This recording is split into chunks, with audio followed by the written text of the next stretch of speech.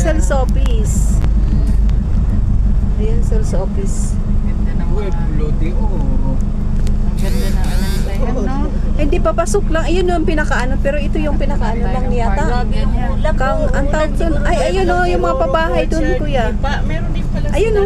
Sa dulo. Ayun yung pabahay. Ayun. Ayun o, sa baba. Oh, sa baba nga. Ayun o, may mga bahay na. yung residence yan. Ayun yung ay ito yung ano, yung townhouse. Ayun yung single sa baba. May townhouse din pala, no? Oh, may townhouse siya. Ang townhouse dun sa dulo. Ang ganda. Yung baka hindi mayroon din doon kaso lang. Yung nasa mapa. Ganda.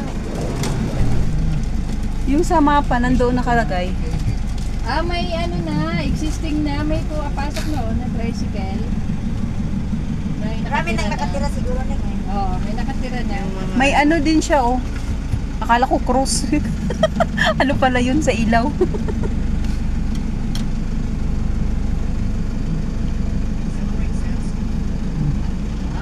Hindi ako nakadala ng sombrero. Ganda ng mga sasakyan eh. Pang mayaman. Pang mayaman Pasok ka na dito, dito, pang mayaman. Ayun yung mga pabahay, single detached. Ito yung townhouse. Ito yung location site, ang ganda. Pasok muna tayo sa office.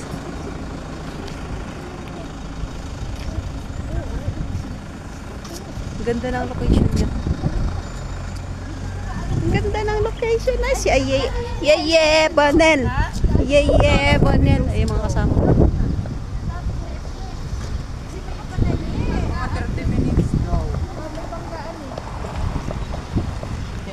Sabi pa ng maana matraffic pa na ng papunta doon.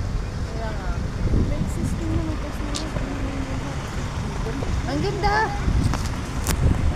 Ang ganda din ng price nito. Agoy, naulan na. Ay,